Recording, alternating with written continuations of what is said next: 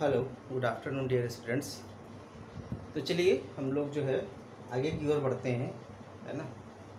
क्योंकि एक बहुत पुराना शायद गाना ही है, सॉन्ग ही है कि चलती का नाम गाड़ी, है ना। तो ज़िंदगी भी क्या है, चलती हुई गाड़ी है, इसलिए चलते रहना चाहिए।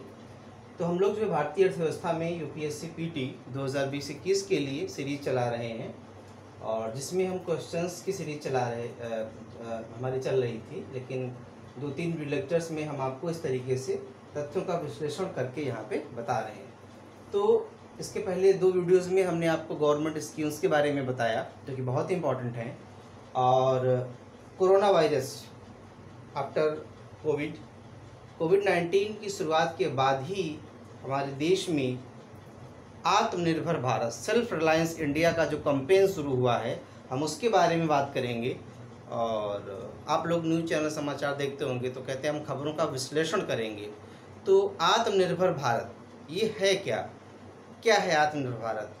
तो क्या हम इसमें ये बात करेंगे कि हमारे जो है गवर्नमेंट ने कितना पैकेज दिया है इसमें, या क्या बात करने वाले हैं हम आत्मनिर्भर भारत में? तो आत्मनिर्भर भारत में का जो कैंपेन चल रहा है, जिसके बारे में आप भी न्यूज़ में सुनते रहते होंगे, तो इसमें एज ए प्रतियोगी हमारे लिए क्या है, हमें उस पॉइंट को पकड़ना है। बाकी ठीक है, आपके पास कोई भी न्यूज़ है, आपने सुना है, तो क्योंकि आज सोशल मीडिया है तो काफ़ी सारी न्यूज़ आपके पास रहती होंगी, लेकिन हमारे लिए काम की कौन सी न्यूज़ है, हम उस पर बात करेंगे। तो आइए देखते हैं आत्मनिर्भर भारत पे, सेल्फ रिलायंस इंडिया।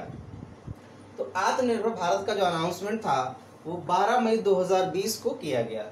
आत्मनिर्भर भारत का जो अनाउंसमेंट था वो 12 मई 2020 को किया गया। तो अब देखिए कि किस तरीके से हमारे एक प्रतियोगी पॉइंट ऑफ व्यू से हम आत्मनिर्भर भारत को किस दृष्टिकोण से देखेंगे, है ना। एक्चुअल में कोई भी चीज़ जो होती है उसमें एक इम्पॉर्टेंट होता है दृष्टिकोण, क्योंकि उसके तो कई सारे पहलू हो सकते हैं। तो उसमें बहुत इंपॉर्टेंट चीज़ होती है कि हम उसे किस दृष्टिकोण से देख रहे हैं, हमारे लिए कौन सी चीज़ उसमें काम की है, हम उस पर बात करेंगे। तो आत्मनिर्भर भारत के तो ना ही हम यहाँ पे ये देखेंगे कितना पैकेज दिया गया है या किन किन चाइना की चीज़ों पे बैन लगा दिया गया है, ये चीज़ें हमारे काम की नहीं है। हमारे काम की ये है कि आत्मनिर्भर भारत का पिलर्स क्या है, बेस क्या है। तो आत्मनिर्भर भारत के 5 पिलर्स हैं, 5 स्तंभ हैं। ये जो आत्मनिर्भर भारत कैंपेन है, इसके 5 पिलर्स हैं, 5 स्तंभ हैं। आपका पहला पिलर है इसमें इकोनॉमी, अर्थव्यवस्था। पहला पिलर क्या है आपका? सेल्फ रिलायंस इंडिया, जो आत्मनिर्भर भारत के कैंपेन है, इसका पहला पिलर है अर्थव्यवस्था, यानी कि इकोनॉमी। तो इकोनॉमी एक ऐसी अर्थव्यवस्था जो अंतर्राष्ट्रीय बदलाव, इंटरनेशनल चेंज की जगह क्वांटम जंप, तेज उछाल लाए। यानी कि जो इसका पहला पिलर है अर्थव्यवस्था, तो इकोनॉमी हमारी कैसी होनी चाहिए, कैसी होगी? जो अंतर्राष्ट्रीय बदलाव की जगह क्वांटम जंप लाए। मतलब बदलाव क्या होता है? धीरे धीरे, मतलब जो बदलाव होता है धीरे धीरे। जैसे हम लोग जो है 1950 के दशक से ही गरीबी पे काम कर रहे हैं, है ना। लेकिन आज हम बात कर रहे हैं क्वांटम जंप की। जब मैंने आपको न्यू इकॉनमी पढ़ाया था तो हमने उसमें एक आपको कि न्यू इकॉनमी में किन किन चीज़ों को हम शामिल करते हैं, क्वांटम कंप्यूटिंग। तो क्वांटम कंप्यूटिंग का मतलब जो कंप्यूटर से जो कार्य होगा वही कंप्यूटिंग है। तो आपने सुना कंप्यूटर्स, आजकल सुपर कंप्यूटर्स आ गए, बहुत तेज गणनाएं करते हैं। लेकिन क्वांटम कंप्यूटिंग का मतलब है सुपर कंप्यूटर जो गणनाएं नहीं कर पाता उससे भी तेज और तेज। तो क्वांटम जंप, इतना तेजी से उछाल कि पूरा 360 डिग्री परिवर्तन हो जाए। हमें कैसी इकॉनमी चाहिए आत्मनिर्भर भारत के लिए? एक ऐसी इकॉनमी चाहिए जिसमें सिर्फ बदलाव की बात ना करें, बल्कि एक तेज उछाल की बात करें, एक जंप की बात करें कि 360 डिग्री पे पूरा जो है सिनेरियो चेंज हो जाए। तो क्वांटम कंप्यूटिंग आप समझ गए होंगे। क्वांटम कंप्यूटिंग क्या है? ऐसी कंप्यूटिंग जो सुपर कंप्यूटर से भी तेज गणना करने में सक्षम हो। ऐसी गणनाएं जो आज हमारे सुपर कंप्यूटर भी नहीं कर पाते हैं, वो चीज़ें हम क्वांटम कंप्यूटिंग में शामिल करेंगे। तो क्वांटम जंप वाली इकॉनमी, हमें कैसी इकॉनमी चाहिए? Quantum jump. तो ये आपका technical point, quantum jump economy. We need quantum jump economy for self reliance India. दूसरा, इसका दूसरा पिलर है बुनियादी ढांचा, जिसे हम कहते हैं इंफ्रास्ट्रक्चर। एक ऐसा सशक्त ढांचा जो आधुनिक भारत की पहचान बने। ढांचे की बात करते हैं, आप सुन रहे हैं कि भारत सरकार, अभी आप चीन के साथ जो हमारा जो है कॉन्फ्लिक्ट चल रहा है, विवाद चल रहा है, आप जो BRO है, बॉर्डर रोड ऑर्गेनाइजेशन है, उसके द्वारा हमारी जो है बॉर्डर पे सड़क परियोजनाएं चलाई जा रही हैं। तो वो भी क्या इंफ्रास्ट्रक्चर है, नए नए पुल बनाए जा रहे हैं, नई नई मेट्रो प्रोजेक्ट्स हमारे यहाँ चल रहे हैं, हाईवे, भारतमाला, सागरमाला। तो ये सब क्या है आपके इंफ्रास्ट्रक्चर, एक ऐसा मजबूत ढांचा जो आधुनिक भारत की पहचान हो। आपका पावर, आपका टेलीकॉम, आपकी रोड्स, आपके हाईवेज, आपके एक्सप्रेसवेज, ये सब क्या है आपके इंफ्रास्ट्रक्चर। तो ऐसा सशक्त ढांचा जो आधुनिक भारत की पहचान हो। तो सेल्फ रिलायंस इंडिया का आपका दूसरा पिलर है इंफ्रास्ट्रक्चर। तीसरा है सिस्टम यानी कि तंत्र, तकनीक से चलने वाली व्यवस्थाएं एवं तंत्र। यानी सिस्टम के तहत कैसा सिस्टम होना चाहिए हमारे पास, तकनीक यानी टेक्नोलॉजी से चलने वाली व्यवस्थाएं एवं तंत्र। एक ऐसा सिस्टम जो बीती शताब्दी की रीतियों पर नहीं बल्कि 21वीं सदी के सपनों को साकार करने वाली टेक्नोलॉजी ड्रिवन, तकनीक आधारित व्यवस्थाओं पर आधारित हो। मतलब सेल्फ रिलायंस इंडिया के लिए अब हमें एक ऐसा सिस्टम चाहिए, है ना, जो पुरानी शताब्दी पे ना चले, जो पुरानी शताब्दी पे ना चले बल्कि नई 21वीं शताब्दी जो है उसके सपनों को साकार करने वाली तकनीक आधारित व्यवस्थाओं पर आधारित हो। इसका मैं लाइव एग्जांपल आपको दे सकता हूं कि अभी तक आपकी ऑफलाइन क्लासेस चलती थी या ऑनलाइन क्लास का कोई इतना कोई महत्व नहीं था, लेकिन कोविड-19 आने के बाद में अब बताइए क्या ऑफलाइन क्लासेस पॉसिबल है? नहीं पॉसिबल अगर हैं तो अगर हम सिर्फ ऑफलाइन क्लासेस, अगर हम टेक्नोलॉजी का यूज़ ना करें, है ना, अगर हम टेक्नोलॉजी का यूज़ करके आपको ऑनलाइन क्लासेस ना प्रोवाइड करा पाएँ तो शायद आपका पढ़ना फिर जो है पॉसिबल नहीं होगा। मतलब टेक्नोलॉजी ड्रिवन, अभी तक जो आपकी ऑफलाइन क्लास चलती थी उसमें कोई भी तकनीक का यूज़ खासकर नहीं था, सिंपल क्लास चलती थी आपकी। लेकिन अब इसी क्लास के लिए तकनीक का यूज़ हो रहा है, कैमरे का यूज़ हो रहा है, इंटरनेट का यूज़ हो रहा है, पावर का यूज़ हो रहा है, ठीक है ना। तो तकनीक आधारित व्यवस्थाओं पर आधारित हो, है ना। तो हमें एक ऐसा सिस्टम चाहिए जिसमें इनोवेशन हो, टेक्नोलॉजी पे आधारित हो, जो हमारे 21वीं सदी के सपनों को साकार कर सके। पेट्रोल डीजल की जगह पेट्रोल कार्स, पेट्रोल चलने वाली गाड़ियाँ, पेट्रोल की जगह CNG और CNG की जगह इलेक्ट्रिक। तो ये सब क्या है, जब हम CNG की तरह, जब हम जैव ईंधन की बजाय जब हम इलेक्ट्रिक पावर का यूज़ करें, जब हम सोलर टेक्नोलॉजी का यूज़ कर रहे हैं, तो क्या है ये टेक्नोलॉजी ड्रिवन तकनीक है। यानी अब जो पुरानी रूढ़िवादी तकनीक थी, रूढ़िवादी तरीके थे, उनको छोड़ करके टेक्नोलॉजी ड्रिवन व्यवस्थाओं पे काम करना। तो ये नीड है, ये थर्ड पिलर है हमारे सेल्फ रिलायंस इंडिया का, है ना, कि आत्मनिर्भर भारत का तीसरा पिलर। चौथा पिलर है डिमांड। डिमांड आप जानते हैं हमारी अर्थव्यवस्थाओं में मांग एवं पूर्ति यानी कि डिमांड एंड सप्लाई का जो चक्र है, वो जो हमारी ताकत है उसे पूरी क्षमताओं से इस्तेमाल करना, है ना। अभी मैं आपको बताऊंगा। तो डिमांड, क्योंकि यहाँ पे जो आपने लिखा है, यहाँ पे लिखा हुआ है 4D, डिविडेंड, 4D। जब एनडीए सरकार आई, यानी कि जिसे हम लोग आम बोलचाल की भाषा में बीजेपी सरकार कहते हैं, है ना। तो आपको पता है कि जो हमारे वर्तमान प्रधानमंत्री हैं, तो बहुत सारी विदेश यात्राएं की उन्होंने, और आज उसका परिणाम में लाभ भी दिख रहा है। तो विदेश यात्राओं जो करने का, किसी भी देश के राष्ट्राध्यक्ष होते हैं जो विदेश यात्राएं करते हैं, तो उसका एक कूटनीतिक निहितार्थ होते हैं तो ताकि अन्य देशों के साथ हमारे संबंध अच्छे हों, और दूसरा हम अन्य देशों के साथ अपने व्यापारिक संबंधों को बढ़ा सके। तो हमारे प्रधानमंत्री जब बाहर जाते थे और वहाँ के जो कंपनीज थे, उनके जो CEOs होते थे, तो जब उनसे भारत में निवेश के लिए कहते थे, तो कहते थे कि आइए हमारे पास 3D है, हमारे पास क्या है 3D है। तो उस 3D का मतलब क्या था कि हमारे पास डिमांड है, हमारे पास डिमांड है यानी कि मांग है, यानी हमारी इकॉनमी में बहुत मांग है। डेमोक्रेसी, हमारे पास लोकतंत्र है, हमारे पास लोकतंत्र है। डेमोग्राफिक डिविडेंड, हमारे पास जननांकिकीय लाभांश है, जननांकिकीय लाभांश है, जननांकीय लाभांश है, और हमारे पास डिसीजन मेकिंग पावर। ठीक है, तो तीन चीजें पर डिमांड है, मांग है। तो अब अगर कोई भी कंपनी किसी भी कंट्री में इन्वेस्टमेंट करना चाहेगी, तो वो क्या देखेगी कि जहां वो इन्वेस्टमेंट, जिस देश में वो इन्वेस्टमेंट कर रही है, वहां पे राजनीतिक स्थिरता है कि नहीं है। तो लोकतंत्र है, सरकारें 5 साल के बाद जनता सरकारों का चुनाव करती है, तो लोकतंत्र को बहुत ही स्टेबल माना जाता है, और हम दुनिया के सबसे बड़े लोकतंत्र हैं। तो कहते थे कि हमारे यहाँ डेमोक्रेसी है, इसलिए आपको सुरक्षा मिलेगी।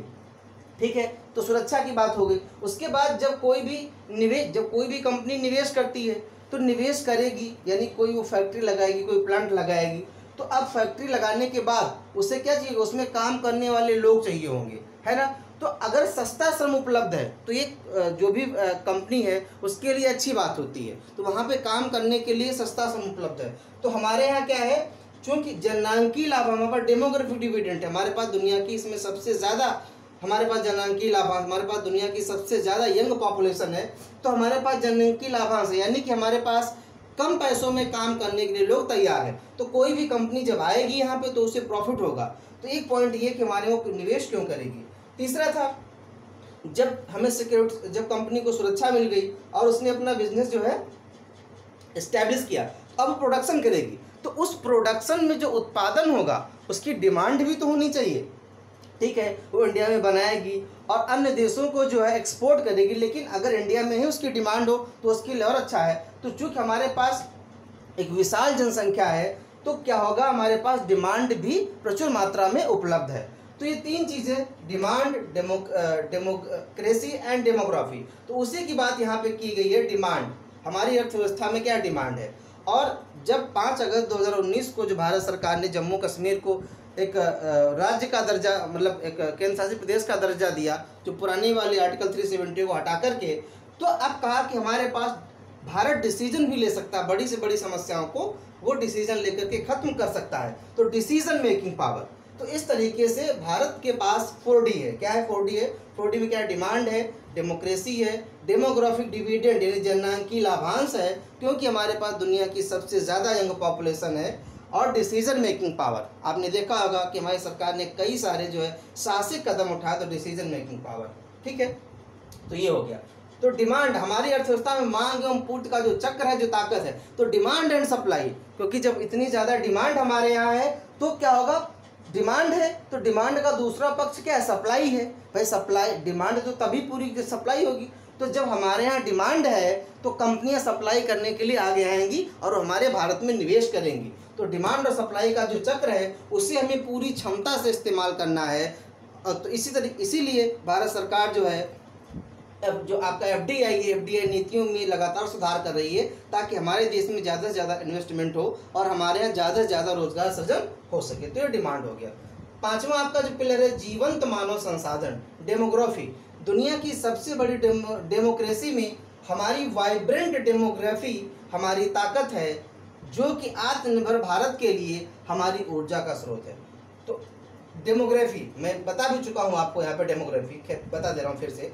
जीवंत मानव संसाधन, डेमोग्राफी क्या है, यानी भारत के लोग, जो यंग लोग हैं, दुनिया की सबसे बड़ी डेमोक्रेसी में हमारी जो वाइब्रेंट डेमोग्राफी है ना, डेमोग्राफी का मतलब जननांकी, वाइब्रेंट डेमोग्राफी का मतलब है ऊर्जावान जो हमारी जननांकी, यानी कि युवा है तो उसके अंदर क्या है, ऊर्जा है ना, युवा है उसके अंदर ऊर्जा है। तो वाइब्रेंट डेमोग्राफी हमारी ताकत है, जो युवा जनसंख्या है हमारे पास दुनिया की सबसे अधिक, वो क्या हमारी ताकत है। और यही युवा जनसंख्या, यही वाइब्रेंट डेमोग्राफी हमारी आत्मनिर्भर भारत के लिए हमारी ऊर्जा का स्रोत बनेगी, क्योंकि आत्मनिर्भर भारत के लिए जब हम तेज़ी से औद्योगिक गतिविधियां बढ़ाएंगे तो उसमें कामगार भी, काम करने वाले लोग भी चाहिए होंगे, और जब ये यंग लोग काम करेंगे तो ये बिना थके हुए, बिना बीमार हुए, मतलब अगर देखा जाए कि जो यंग हैं तो वो अन्य की तुलना में ज़्यादा ऊर्जा से काम करेंगे, तो वो हमारी ताकत है। तो आत्मनिर्भर भारत का विश्लेषण आप यहाँ पे देखा किस तरीके से हमने आत्मनिर्भर भारत का विश्लेषण किया, एनालिसिस किया है।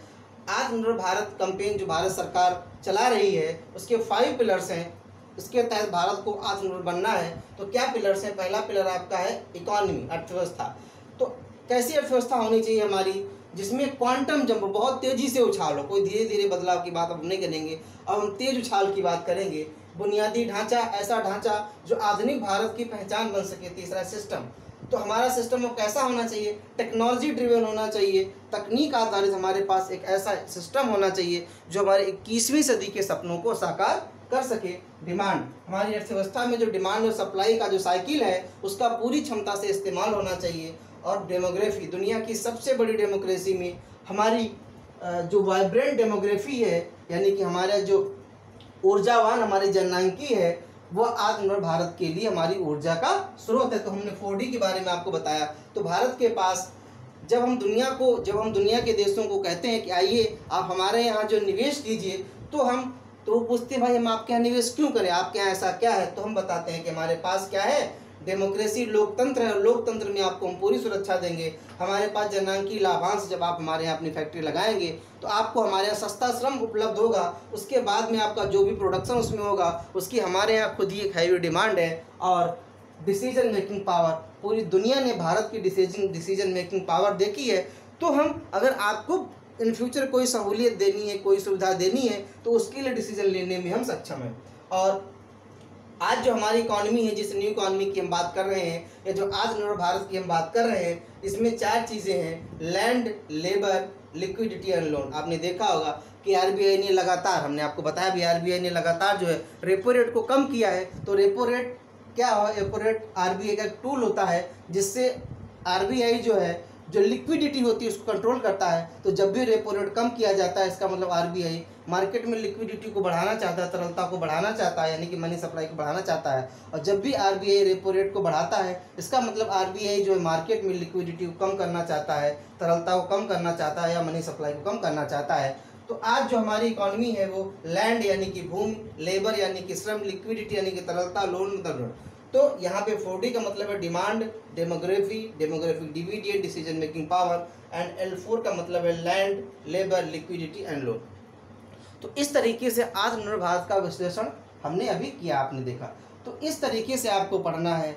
आप अब जो आप यूपीएससी की तैयारी कर रहे हैं या राज्य स्तरीय सेवाओं की भी तैयारी कर रहे हैं, तो बहुत इकोनॉमिक्स अब बदल चुका है। वो उस तरीके से आपको बुक्स से पढ़ के काम नहीं चलने वाला है, या आप पारंपरिक जो भी पढ़ रहे थे कि रेपो रेट क्या है, रिवर्स रेपो रेट क्या है, सिर्फ उससे काम नहीं चलने वाला है। Economics has been totally change. आज हम क्वांटम जंप की बात कर रहे हैं, आज हम न्यू इकॉनमी की बात कर रहे हैं, है ना। तो ये सब चीज़ें देखिए बदल चुकी हैं। तो आपको अब नज़रिया चेंज करना है अपना, आपको भी अपना, जब सरकार ने अपना नज़रिया चेंज किया है, जब पूरी दुनिया इतनी तेज़ी से बढ़ रही है, हम आत्मनिर्भर भारत की तरफ कदम बढ़ा रहे हैं, तो आपको भी अपना नज़रिया चेंज करना है। और इस तरीके से विश्लेषणात्मक ढंग से आपको जो पढ़ना है। तो यहाँ से आपके प्री के क्वेश्चन लिखा है यूपीएससी पीटी 2020-21, लेकिन ये पूरा का पूरा कॉन्सेप्ट आपका जो है मेंस में काम आएगा। पूरा आपसे पूछ सकता है प्रश्न कि आत्मनिर्भर भारत का जो है विश्लेषण कीजिए। तो आत्मनिर्भर भारत का विश्लेषण जब आप करेंगे तो उसमें आप ये चीज़ जब बताएंगे तो आपके क्वेश्चंस का बहुत ही अच्छा रोल मिलेगा और आप उसमें अच्छे अंक प्राप्त कर सकते हैं। तो इस तरीके से जो है हमें जो है अब पढ़ाई करनी है, तो हमें समय के साथ में चलना है, पुराने तरीक़ों से काम नहीं चलने वाला है। तो चलिए ठीक है, आपने इसको अच्छे से समझ लिया होगा और आप इसको अपने नोट्स में अपडेट करिए। तो फिर से मिलेंगे एक नेक्स्ट क्वेश्चन के साथ में, तब तक के लिए नमस्कार।